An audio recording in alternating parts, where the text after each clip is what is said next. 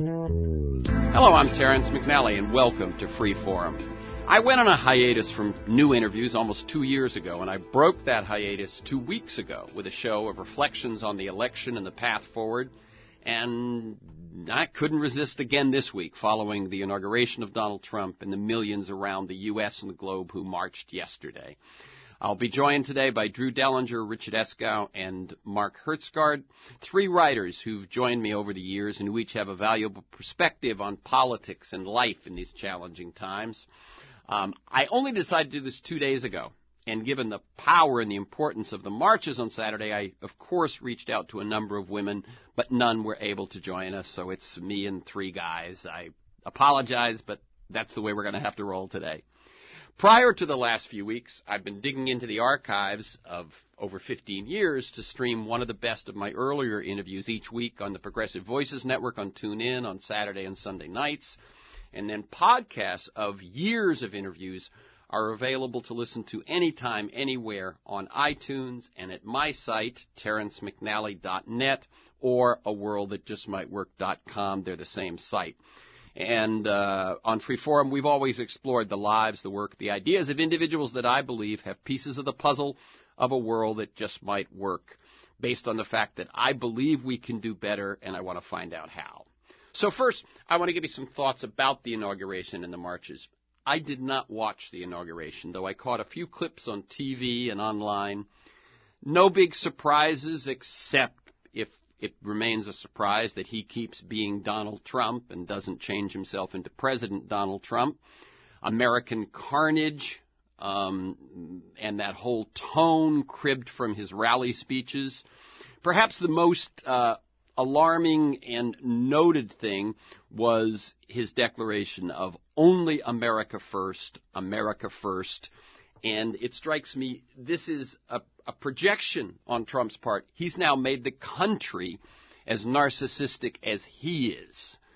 Because we know when he says that, what he really means is me first, me first. And now, since he represents the country, he thinks the country feels that way as well. Let's move to the marches. I marched in Los Angeles. My guests, two of them marched in Washington and one in Oakland. And I must say, I expected there to be a big response. I expected there to be a positive response, believe it or not. But they exceeded my experience, certainly exceeded my expectations. Some of the numbers, and many of you may be aware of this, but estimates in Los Angeles go as high as 750,000. There was a police estimate quoted in Time magazine of 500,000. The numbers I pulled off of Ryan Grimm has an article up at Huffington Post collecting the numbers, and so these are from that. But all of them have some attribution from a newspaper or radio or television station, some sort of a report. But 680,000 in D.C., 400,000 in New York, 250,000 in Chicago, 175,000 in Boston, which is notable because Boston is a heck of a lot smaller city than the other ones I've mentioned so far. 130,000 in Seattle, 100,000 in Denver, Portland, San Francisco, Minneapolis, 75 to 100,000 in Madison, Wisconsin. Wisconsin, one of the states crucial to Trump's electoral victory. 85,000 in Oakland, 60,000 in Atlanta. I'm going to look at two more that were crucial states. Raleigh, North Carolina, had 30,000. And 25,000 in Charlotte, North Carolina, again a crucial state in Trump's electoral toll. And let's see here. There were also significant marches in Michigan and in Pennsylvania, another couple of the crucial states. In Los Angeles, what was most impressive to me was, A, the size blew everyone's mind, but also the diversity. The marchers were as diverse as this city. The feeling, the mood, and this is what is interesting, it seems to me, was positive, enthusiastic. And though some of the statements on the signs certainly expressed anger, I didn't feel it among the people or the speakers that I heard. And that's an interesting note. I will also say, and I'll ask for some contributions from my guest later, but I thought these were the most creative demonstration signs I've ever seen, and I've been in demonstrations since the late 60s. And I'm not sure why that is. The three women I was marching with thought it might be because this was a march organized by women. I think it had to do with two other things. One, social media has gotten people more attuned to being short and witty. They do it on their headlines on their Facebook posts. They do it on their tweets or something, or they just digest a lot more of it. So I think that may be part of it. Also, L.A. has a lot of creative people, but that wouldn't explain. They had creative people when they were protesting the Iraq War, too. I think one other thing is that because it had no single issue, you could basically express on a wide range, and that left people to be really creative. Some of the most creative I saw, "We shall overcomb," OVRCOMB, which I thought was very clever. "Make America think again. Think outside my box. Did you remember to set your clocks back 60 years last night? Grab him by the midterms. And one that was really prescient, "Donald J. Trump will lie about this." And, of course, the next day he did in terms of crowds and so on and so on. Another thing that was significant in L.A. was when the politicians got up to speak, every single one of them, Mayor Garcetti, City Attorney Fuhrer, assembly people, supervisors, they all universally stated their defiance for the views and likely actions of Trump and the administration. I think we all have to agree that has not always been the case in demonstrations, and it really shows the outlier status of Los Angeles and California from what's going to be going on in the Capitol and White House over the next few years. One question that I wish a speaker had asked was, for how many was this their first demonstration or march? And if not their first, how long it had been since their last one? There was a quote in today's one of the articles in today's L.A. Times. Sheila Thunbo said, "I will help sustain this energy because he stands against everything America is for, in my opinion." And she shared that it was her first protest since she'd marched against the Vietnam War as a college student. I am willing to bet there were many in the crowd that had not marched since anti-Vietnam marches or maybe anti-Iraq war marches. And many, I'm guessing a huge percentage, that it might have been the first demonstration they'd ever been in. Certainly the children who surrounded me, because this was a very family-friendly march, and there were husbands, wives, children, as I say, of all races and ethnicities, all over the place in the L.A. March. A couple of notes from some of the folks on the podium, not here, but in Boston. Elizabeth Warren: "We can whimper, we can whine, or we can fight back. Me, I'm going to fight back." We know she is. And Michael Moore, I thought, did a really good job, because what he did was he made two statements that I think are really powerful and necessary. One was the old guard of the Democratic Party has to go. We need new leadership.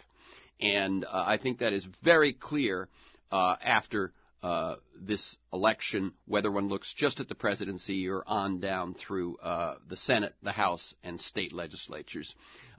He also encouraged marchers to run for office and to call their representatives every single day to let them know how you feel, and went so far as to urge the crowds to repeat the Capitol switchboard number, 202-224-3121, 202-224-3121, until they've memorized it. I think that's a lot where this place has to go.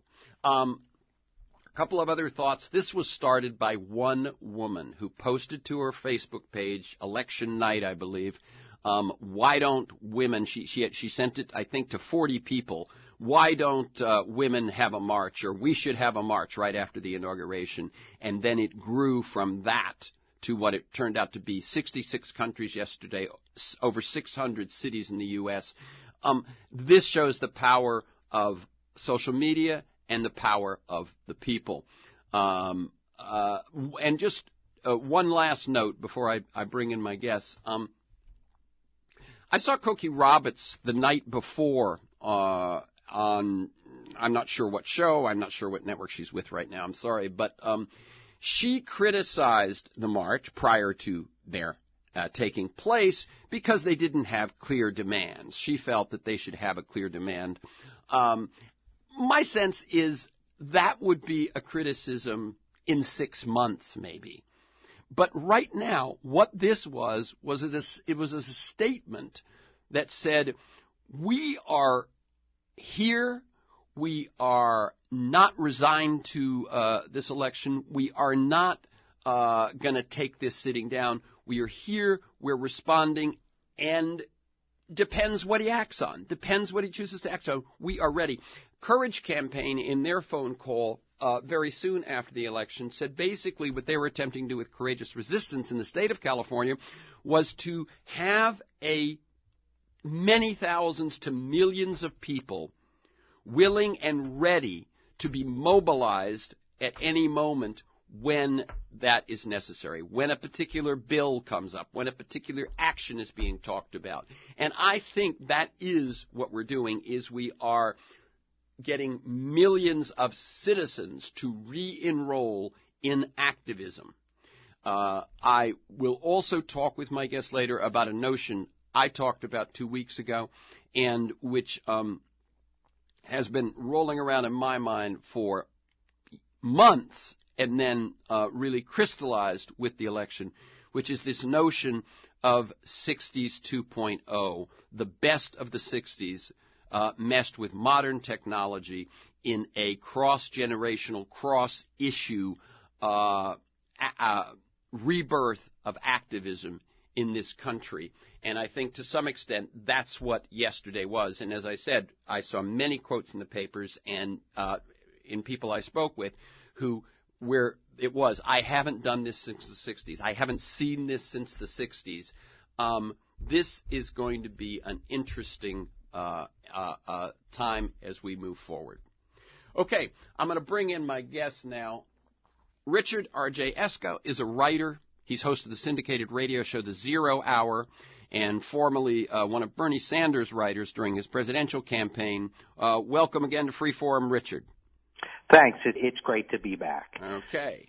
And Drew Dellinger, Ph.D., is a speaker, poet, writer, teacher. He's founder of Planetize the Movement, and he's the author of the award-winning poetry collection Love Letter to the Milky Way, and he has an upcoming book, Martin Luther King, Ecological Thinker Toward a Cosmology of Connection. Hello, Drew. Hey, Terrence and Richard. Great to be with you. Okay. And you too. Okay. Thank you, Drew. And Mark Hertzgaard, veteran journalist, author, the investigative editor of The Nation, America's oldest weekly magazine.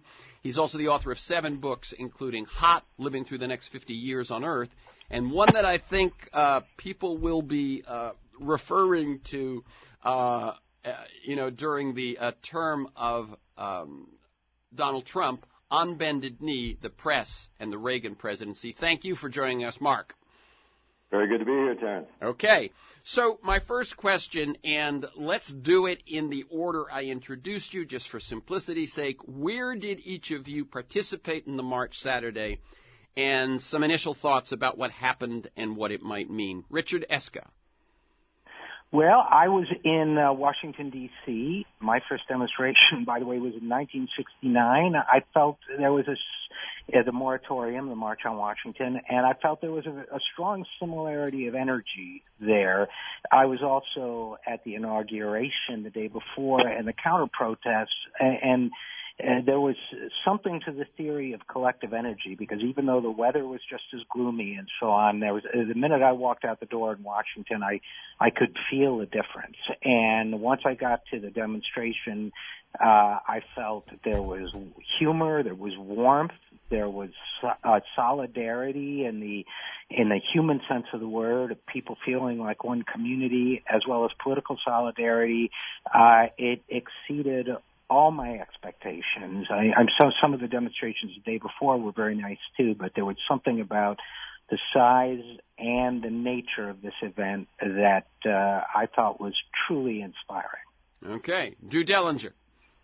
Yeah, I was in Oakland, and I was, like you've been saying, just overwhelmed by the massive turnout and the energy of the people. I mean, I've been at a lot of demonstrations and marches in Oakland, and I haven't seen anything remotely like that. I mean, the closest thing in terms of size would be a march during what was called the General Strike during Occupy Oakland. And in that instance, a veteran named Scott Olson had just been almost killed in the streets during a protest, and then when a tear gas canister was fired directly at his head and cracked his skull, and so there was this massive response.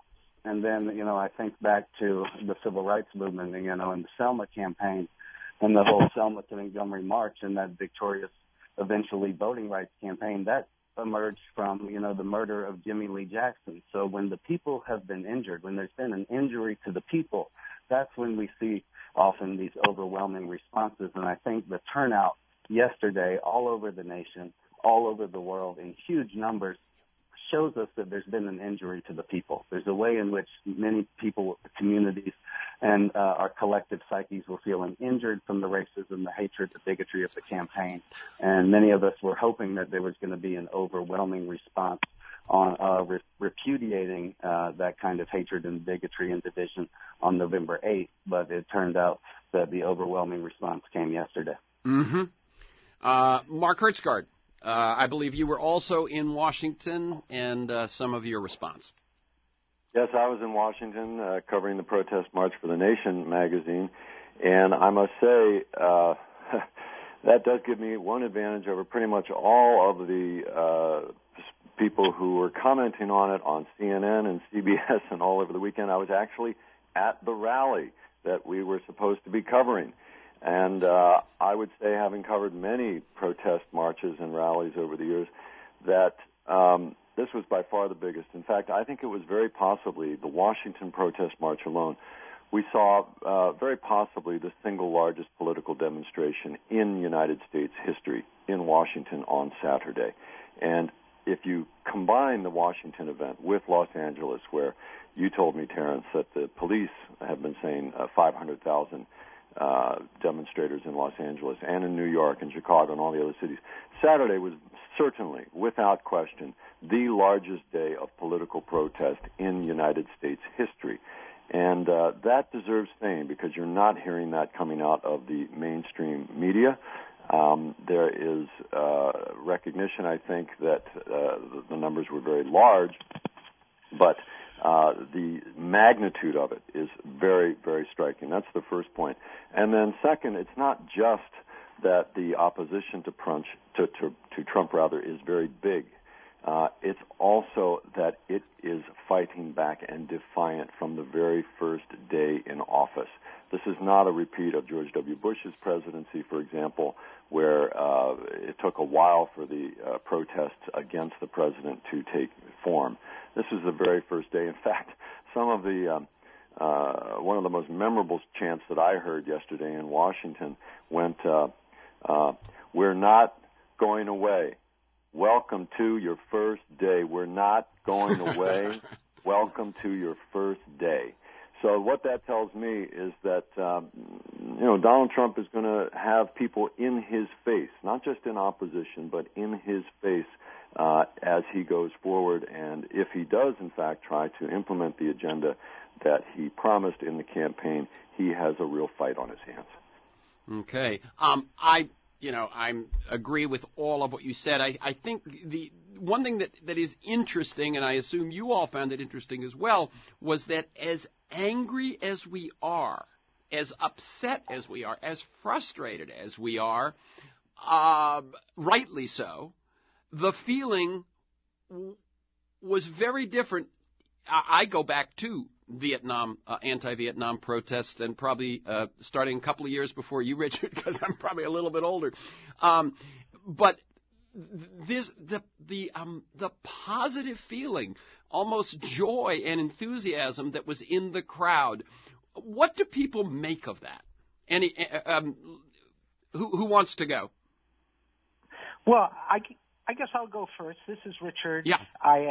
You probably are a couple years older because I was 15 and intoxicated in 1969. But I think a lot of it has to do with the affirmation that community creates. The sense that I think people reacted to the Trump election with a sense of despair and isolation that is best healed by community, by coming together. And social media can help, but coming together in real space, in physical space, and seeing one another, I think to me it felt like a homecoming, a sense of people in exile being allowed to return to their native land or to go to it for the first time, where they were not outsiders, they were not strangers. Yes, this is my country, these are my people of all kinds, all races, all ethnicities, genders, but the sense that there was a returning home and that enormous sense of welcome and togetherness, and a sense that we belong together and we can continue to act in the future together. That was the optimistic note, too. I believe so. My wife actually, this may have been her first political protest, and she shared in her Facebook post how, very much to what you just said, Richard, she said, when I experienced the election, I felt alone. And she said, now I feel I know where I belong. And that's powerful stuff, and I think there are millions like her. Drew or Mark, anything you want to say about the feeling of optimism in the face, not just in the face of the Trump administration, but in the anger, frustration, etc., that we all know people feel at the same time? Yeah, this is Drew. Okay, Drew, and then it sounds like you want to chime in too, so Mark, you'll follow Drew. Go ahead, Drew. Yeah, well, I think, joy is very important. Humor is very important, and for folks who've been, I hear what you're saying about the different tenor that you've experienced, but I think you know that there's often a lot of joy and art and celebration in some of our mass mobilizations and our protests and our demonstrations, and I think it's very important, the role that the arts play, the role that humor plays. We have to do prefigurative politics, and we have to embody the world that we're seeking to build as we're creating it. And so I think the art and the humor are very much a part of that. I do think I would warn just a tiny bit about making too much of a strict division between the way police react to huge marches that are billed as the Women's March and the way they react to black and brown communities who are protesting police violence. So I think it's fantastic that there was no violence or property destruction or whatever that might have taken away from the message of the march. But I don't want to see a strict division between this is a good protest, this is a good bad protest, when in fact it's state power and the militarized police that often determine the outcome of how these demonstrations in the streets go. But anyone who's been in the streets, like being in Seattle in 1999 or any of the other times I've been in the streets, when you're marching through the streets with a crowd of people and you can feel the energy and see the art and hear the music and the drumming and the chant, it's really something that has to be experienced to fully understand, and that kind of joy and that kind of feeling of exhilaration, and we really can envision a different world together, I think is something very powerful, and I don't think it's coincidental that we've seen this in the wake of Occupy, in the wake of the movement for Black Lives. Some of the most important protest movements, particularly the movement for Black Lives, the most important action for racial justice in 50 years in this country. So I think there's a way in which people are catching on. There's a normalization of protest and a sense that we need protest and demonstration and action to build the kind of world we want. Right, and what I hear you saying is not merely so that we have, we're showing them our power and so on, but partly just so we know where our community is, and we take sustenance and energy from that, and if we don't do it, we miss out on that. Mark. Yeah, I think there was definitely a gathering of the tribe. That's what I hear a lot of people saying here. And that was certainly the feeling that I observed in Washington, D.C. I think part of that, and I also observed the sense of fun, Terrence, that you mentioned. Yeah. I've covered a lot of, protests over a lot of years, and I've never seen people having fun, just fun, at a protest rally like I did Saturday in Washington, D.C. Lots of humor, much more than any political protest that I can recall. And a lot of it being directed directly at Trump. CNN afterwards yesterday, of course, had some of their right-wing pundits on complaining about how this was supposed to be a women's march, and it wasn't really a women's march because some women were not invited. Well, it is true that this began as a women's march, but it very definitely became an anti-Trump march more generally, and that tribe did coalesce. And a lot of them, especially the younger people, did not retreat from making fun of Trump. And I think you're going to see a lot more of that going forward in the days and weeks and months to come. For example, one of the chants was, and this was led by a group of young women that I was following for a while, maybe college age at most, probably late high school, and they were shouting out and getting thousands of people to call in response with them. And the one that they had was, how'd it go? He's orange. He's gross. He lost the popular vote. He's orange.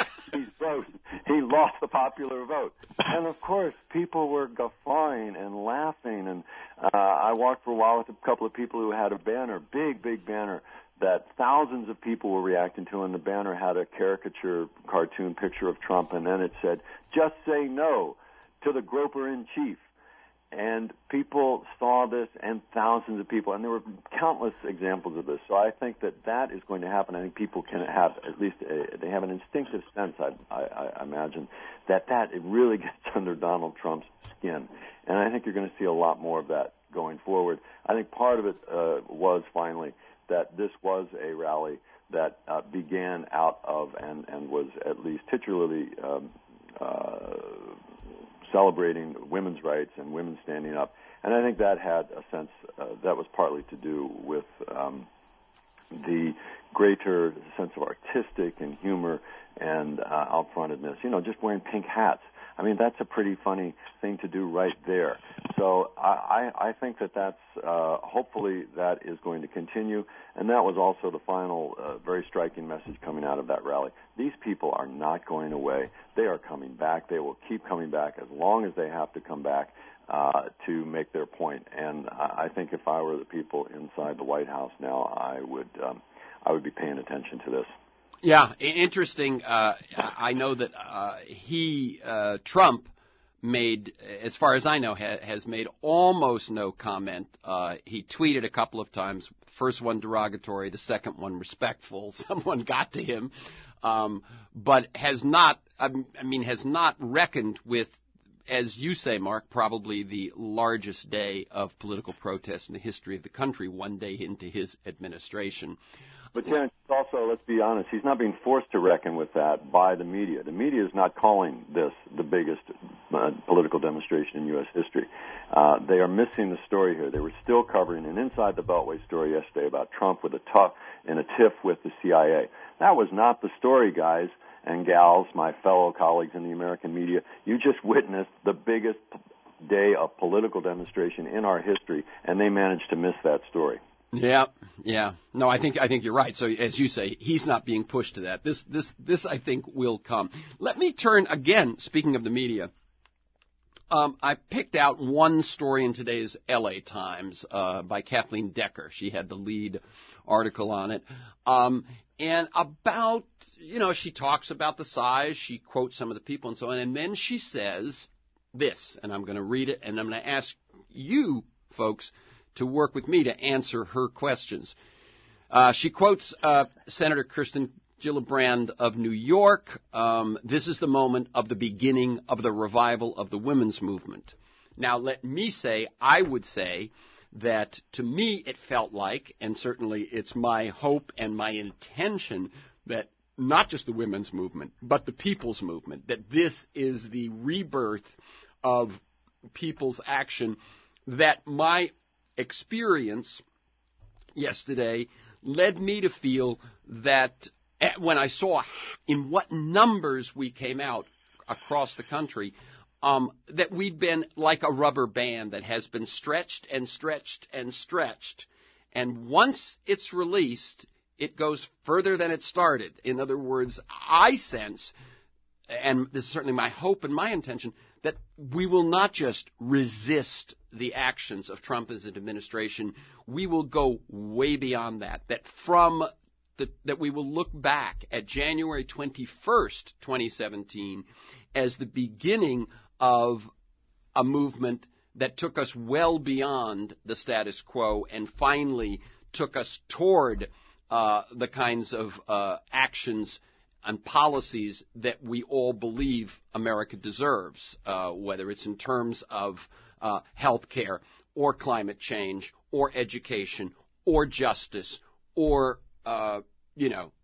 across the board, that actually they pushed us to the wall, and we're coming back, and they're going to be overwhelmed as the year 1, 2, 3, 4, 5 go from here. But what did Kathleen Decker in the LA Times, she said in response to the senator's comment, she said, but is it? Despite the turnout, questions remain. Will protesters unified against Trump in the wake of divisive campaigns stay together or splinter? Will the already unpopular president change in any substantial way as a result of protests, or will he dig in? And will protests accrue to his benefit or his detriment among Americans who've not already picked a side in the fight? So that first one, I'll give you my take and ask yours. Will protesters unified against Trump in the wake of a divisive campaign stay together or splinter? I predict stay together. Sure, there are many issues, but there is a unifying common enemy. There is a unifying force that we are against, and one can see sort of how the principles and values cut across the negative, and thus, I believe, also cut across the positive. Anyone's thoughts? Who wants to go first? Yeah. Well, I guess this is Richard. Richard? And I guess I would say, a couple things. One is I tend to be optimistic like you are. I think implicit in Senator Gillibrand's statement it echoes a little bit. We just got through a year of kind of bitter fighting between more traditional Democrats and the new left wing of the Democratic Party, catalyzed by my old boss Bernie, and it resonated a little bit with this notion of identity politics versus economics, and that was one of my concerns about the demonstration, was how is that going to play out? I would say that these marches were distinctly woman-led and woman-organized and driven by women's energy, but they were not restricted to identity. They would have been more recognizable to the great civil rights leaders of the past, like Gandhi and Martin Luther King and others, who understood that equality of any one group is indivisible from economic equality, and justice for any one group is indivisible from economic justice. Any of those great leaders would have told you that. So I was enormously heartened by the fact that it did not have, for example, a policy agenda, although there were clearly, it was a clear consensus about raising the minimum wage and about closing the gender gap in pay and a number of other things.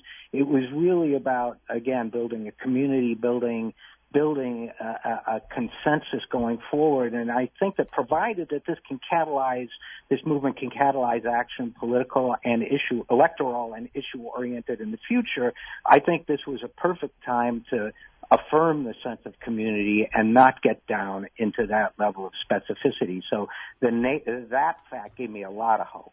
Yeah, so at least from the start, it seems we're not heading towards splintering because we're starting so broadly. Drew or Mark, on the question of will they be able to remain unified?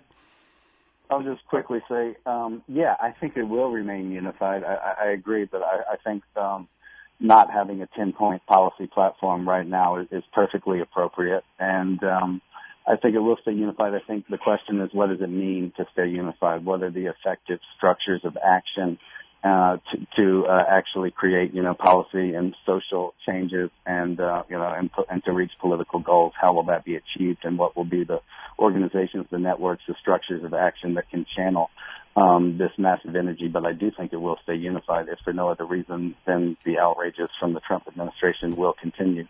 To feed it, yes, exactly. And Mark did chime in. He believes we will also stay unified. Her second question, will the already unpopular president change in any substantial way as a result of protests or dig in? Again, let me give my hit. I tend to think that if Trump were going to change in any substantial way from anything, we'd have seen hints of it by now. What we see is if one could ever point to a change, it's that he will change his rhetoric occasionally when he's overreached and overstepped, but ultimately he returns to who he is. I don't see him changing. However, what I do hope for is that while on election night I thought, oh my God, Donald Trump with a Republican Senate and a Republican House and a Democratic Party that has shown itself unwilling to meet force with force, always, it seems to me, or in almost always, being more interested in decorum and tradition and perception than in actually taking on the right and its ways of operating. That was the most discouraging thing to me, that no matter what we could do by 2018 or 2020, that they could do enormous damage. I wonder now if Americans, that majority of Americans that didn't vote for Trump, that's a vast majority since the turnout was low and his vote was in the minority, but now buttressed by people willing to say, I'm here, I'm willing to stand, that maybe we can give the Democrats, maybe it will give the Democrats some nerve and some spine, and maybe it will turn even some Republicans to a few here and a few there to make things less horrible. Let me start with you, Mark. I think that Donald Trump does not change, but Donald Trump's reactions can change. And I think that I thought, in fact, before the rally, that Trump, because of his own volatility and inexperience at this level of government and narcissism, could very well crash and burn on his own terms. Let's remember that most of the Republican Party does not like him. They wanted anybody else but this candidate, and that's true of the congressional leadership inside the Beltway. So there's a lot of places where he could have crashed and burned already. But after Saturday, after seeing this unprecedented mass outpouring of people who are not just in opposition, but who are in his face in opposition, I think that there's nothing and laughing at him critically, ridiculing and laughing at him. Nothing gets under Trump's skin more than that. People who are laughing at him, ridiculing him, not respecting him. And this is a vast number of people doing this. I think that can very well push Trump into making mistakes. And what that means, we don't know yet, but I think he was already on the way towards, as I say, making his own mistakes to crash and burn. And I think this movement of people who are not going away will push him farther in that direction. I think we'll see him making a lot of mistakes. Then the question is, can his opponents capitalize on those mistakes? I think you're right. And in fact, talking to Jamie Raskin, the congressman from Maryland, newly elected, who's one of the Progressive Caucus, who boycotted the inauguration ceremony along with John Lewis and many others. He and others last night after the rally were saying that this kind of outpouring of people in the streets is definitely going to send a message to Democratic office holders that they have to stand up. And if they do stand up, that the public, large portions of the public are behind them. I don't think, however, Terrence, that you're going to see Republicans responding to this. Let's not kid ourselves. Those rallies yesterday, that was the left. Well, no, but let me just jump in, Mark. What I assume that tempers my belief that will happen is, of course, the gerrymandered districts, which means that it doesn't matter if a lot of the constituents in their state feel one way, they're set up safely. This doesn't apply nearly as much to the Senate as it does to the House, though. I mean, in other words, when the people are vocal and insistent and consistent, that's what I was hoping, that some of them would waver. Well, gerrymandered districts, of course, is one of the great scandals of American politics. But even with gerrymandering, The larger factor in all of this is how many people don't bother to vote in the first place. And if you have not just people in the streets, but what I also saw here in Washington, young people going around with these organizers who are actively trying to recruit candidates to run in state and local and congressional races in 2018 on Bernie Sanders-like radical tickets within the Democratic Party, and to push that agenda at the state level. You know, even in a gerrymandered district, if you are able to turn out enough people, you can change things. And believe me, nothing gets either party's representatives, sitting representatives inside of the Capitol building, nothing gets their attention more than to see this many people out in the streets, because they know what it can lead to. That shows them that this is an organized political force, and an organized political force can come into their district and vote them out of office if they're not careful. I mean, they can just look at what happened with the Tea Party for the Republicans in the other side. It took out a lot of establishment folks and led to success. Hopefully the same thing happens here. Drew or Richard, do we expect any change in Trump? Well, you know, Trump is actually. I agree that he won't change. This is Richard, by the way. Yeah. I agree that he is unlikely. He's not going to change as an entity. He is what he is. He seems very volatile in certain ways, and he seems desperate to be pleased, to be pleasing to other people. I remain deeply concerned about just what you guys have been talking about, the gerrymandered, extreme radical right Republican Party that surrounds him. I mean, where Trump varies from the Republican Party, it's usually, at least rhetorically, for the better in terms of trade deals or infrastructure or whatever. They're pretty much going to hem him in from, even if he did change. I think they would prevent him from taking any whimsical action and attempt to please people. So I think we may run the risk at times of emphasizing his power and forgetting just how dangerous Mike Pence and Paul Ryan and Mitch McConnell are in all of this. But I do also agree with the statement that elected officials respond very strongly to calls, to contacts, to the possibility of being primary, to all of those things. So I think this new wave of electoral activism and potential candidates, along with, you know, Michael Moore's urging people to make calls, I think that's going to make a difference, especially on the Democratic side. And then who knows, if we can get Democratic candidates for state houses who have something to tell voters that might interest them, the day may actually come when, maybe not in our lifetimes, but someday, where they can actually undo some of that gerrymandering. So it's a long process that we just saw beginning on Saturday. Right. Drew?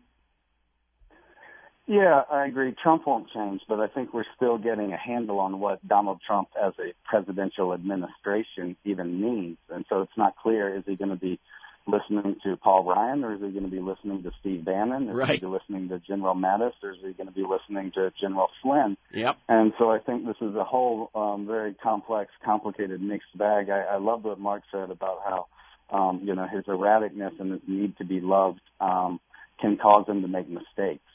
And so I think he does. He's fundamentally erratic. And so one minute he's saying health care for everybody.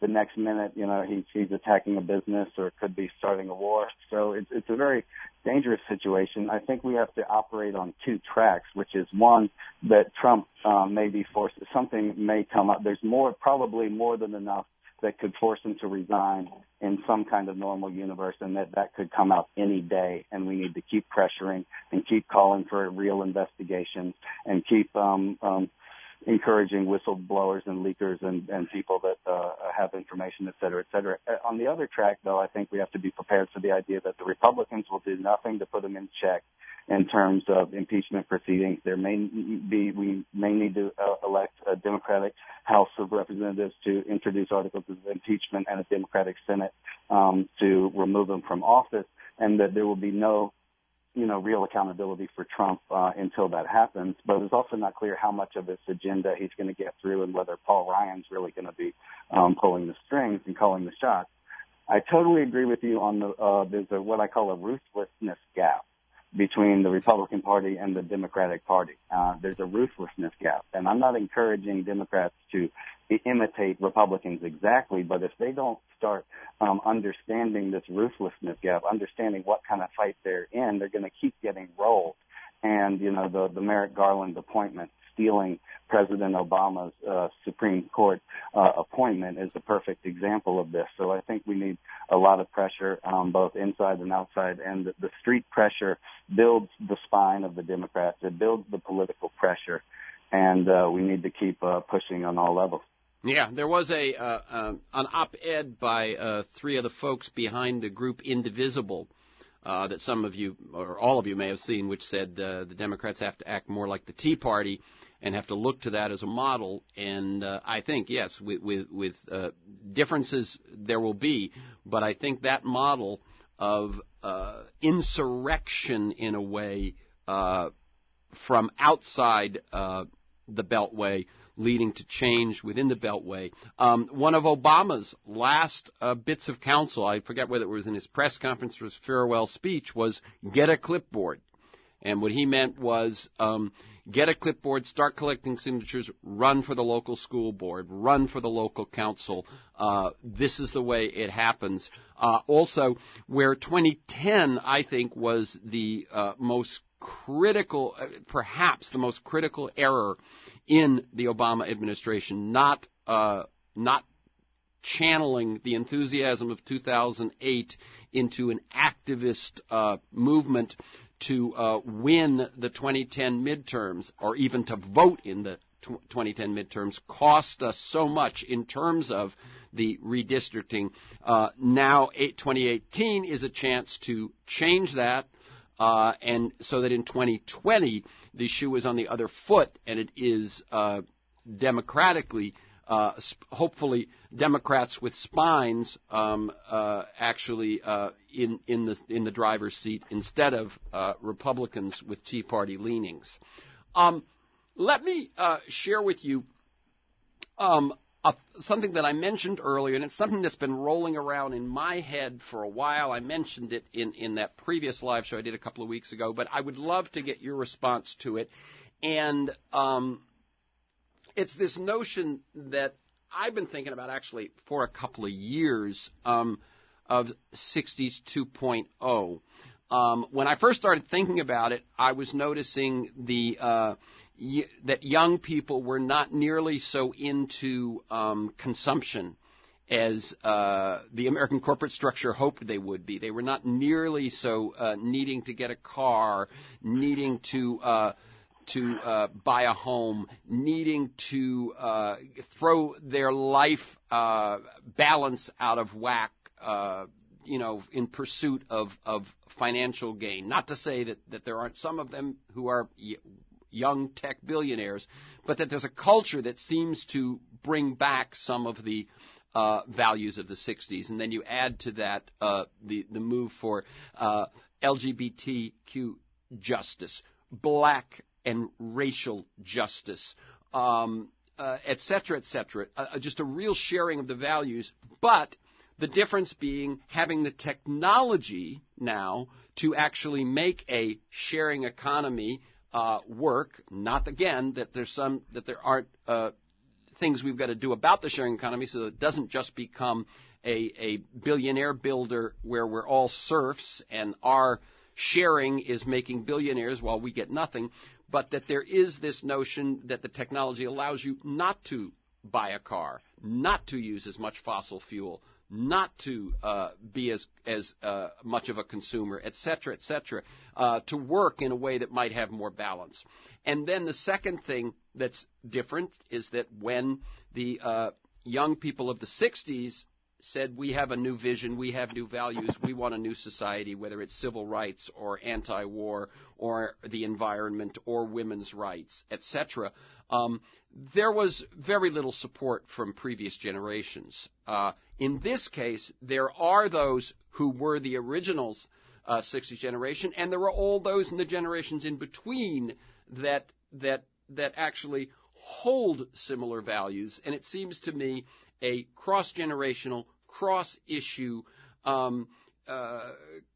movement for these values that are more values of community, more values of meaning, more values of justice, more values of environmental, of living in tune with nature, has a possibility.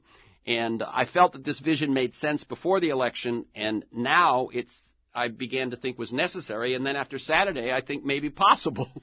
And it would be the best of the 60s, plus technology and social media, plus older generations in partnership with younger generations, and this time these values win. This goes back to that thing I said before of the rubber band going in its response further than it was pushed.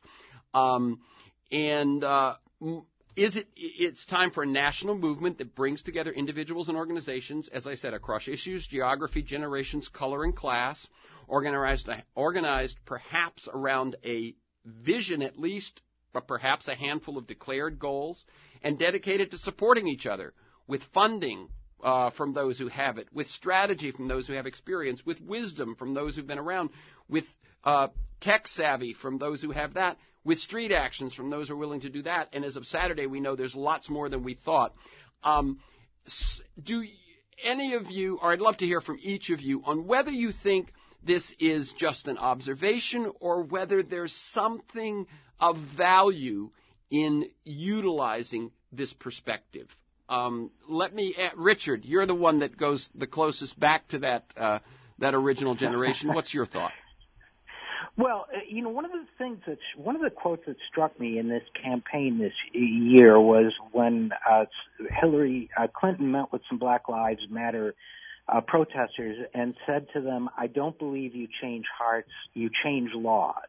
And I think that's the old mindset, frankly. I think if you look back at the history of Black Lives Matter, and by the way, I was there when they first demonstrated against Bernie. I've seen both sides of that sort. I think there's no question that Black Lives Matter, by changing hearts, will have an enormous impact in the changing of laws. I think that it's backwards to think that the laws get changed first. I think so I think in that sense, I agree with you that a movement built around values and ideals is the grounding place and the generative source of this kind of political change. So I agree with that. And I do think there is something of a through line there. I think the real hope is the millennials. Now, to a certain extent, we know they're not buying homes or cars at the rate their predecessors did because they're saddled with enormous amounts of student debt. They've graduated or entered a terrible job market that's getting marginally better, but it's still tough at the entry level, or tougher than it was. So, I think there are some restrictive reasons for that, but I think at the same time, their social values are enormously advanced. One of the young millennial-age Christian fundamentalist preachers, I think he's the son of Tammy Faye and Jim Baker, basically has to avoid the issue of whether it's wrong to be gay and those sorts of things because even young Christian fundamentalists aren't having it anymore. So there is a tremendous wave of social change and belief in the equality of all, regardless of gender, orientation, race. And if you look at the polls, there's also tremendous openness towards economic equality and economic progressivism and socialism and so on. So I do think there's tremendous hope in both those things. But I think it comes back to the notion. I guess I would conclude by saying I think your vision or some variation of it is definitely possible. My only qualifier would be I think it has to be generated by the movement itself. Exactly. So we may not be able to predict what it is. They'll come up with it, and they'll tell the rest of us. Very good. Mark, and then Drew. I think that movement is already here. That movement is what you saw on the streets on Saturday. And it has been forming for some time. You could see parts of it, as you mentioned, in Black Lives Matter. You could certainly see it in the Bernie Sanders rallies. That movement is now in the streets, and it is, I think, one of the things that happened yesterday was that people saw just how big it is, how big that movement is, and how fierce and ferocious it's going to be. I don't think... I wish that there was someone in this conversation who was under 40 or under 30 talking about it. And I also have to say I wish there were a woman in this conversation. I know, Terrence, I want to quickly say I know you tried to book someone onto the show and couldn't. But I think it's very important to hear those voices. But I will say that in my reporting and talking to those kinds of people, they don't necessarily like to hear the 1960s invoked yet again and again and again by the grizzled old veterans. Yep. Well, Sonny, if you just do it the way we did it. Yeah. You know? They're in their own way. Yeah. They know that history. They're inspired by that history, but they also are making their own history. And I think that could not be more fabulous. Very good. And Drew, and you can actually tell us your age, because I think you might fall within one of the categories, Mark. Yeah, no, I'm well over 40. I'm in my late 40s here. 40. Ah! No offense. No, none taken. Yeah, I mean, I agree, obviously. It would be great to have a woman on the panel. Terrence mentioned that, and that's part of what's different from the 60s, is that we see that these new emerging movements are women-led, are youth-led, are black-led, are indigenous-led, are queer-led, et cetera. I'm a student of the 60s myself, so I do agree with what Mark said in terms of that it can feel a little old to a new generation of activists, but I think the idea and the concept of the 60s 2.0 is important and is crucial, because during the 60s it was a radical period of democratization. It was a period, from the 50s to the 60s in which the civil rights movement in 11 years fundamentally transformed the apartheid state of the southern United States. And so anyone who cares about a world of justice and ecology would be foolish not to try to build on the momentum of our current time and of the momentum of what we saw yesterday. So absolutely. I mean, toward the end of his life, Dr. King was saying we have to planetize the movement. And he said, of course, it's obvious that our movements must intersect because of the interrelated nature of the issues we face. But he said, so far we haven't even begun to build the skills and the strategy to planetize our movement for social justice. And so if we take this challenge, really, that King was giving to us some 50 years ago, how do we planetize the movement in our time? I think you're absolutely right. It's going to be the values and the vision and the ideals of humanitarianism, justice, self-determination, ecology, compassion, siblinghood, but it's also going to be the technologies that you're talking about. So, yeah, I think that's why I've named my organization Planetize the Movement, because I think this is the challenge. And the way that I say it, and have been saying it for 20 years, is that we have to build a movement that connects ecology, social justice, and cosmology or worldview. And we need to build that movement using the power of dream, the power of story, the power of art, and the power of action. So, yeah, my hope for you, what you say, this may be an observation and maybe a hope, but it's a hope and an observation upon which the entire future depends. With the climate crisis, the mass extinction crisis, the immense poverty and brutality, war, violence, and injustice and oppression, we're either going to have a movement like that or we're not going to have a very satisfying future. Very good. Thank you, Drew. So we're going to wrap it here. I can see that I want to continue these conversations. What do we hope for in terms of next steps is obviously another conversation. What structures, what organizations are going to take place? How is this going to generate? All those things have to be answered, but that'll be for another time. Websites in which you can learn more about some of my guests are drewdellinger.org. That's DREWDELLINGER, drewdellinger.org, and markhertsgaard.com. That's MarkHertzgaard, markhertsgaard.com. My own is TerrenceMcNally.net. Thank you to Drew Dellinger, Richard R.J. Eskow, and Mark Hertzgaard. Keep up your good work. For this conversation and many other interviews, articles, transcripts of interviews, and to join me in pursuit of a world that just might work, go to TerrenceMcNally.net, TerrenceMcNally, or aworldthatjustmightwork.com. They're the same website. If you want to receive weekly email announcements of upcoming guests and issues, sign up at my site or email me at temcnally@mac.com, temcnally@mac.com. You can also subscribe and listen to the Free Forum podcast on iTunes. Finally, thanks to G, my engineer, George Vasilopoulos at Progressive Voices, and most of all to you, my listeners, please share this podcast widely, and I look forward to being with you again soon.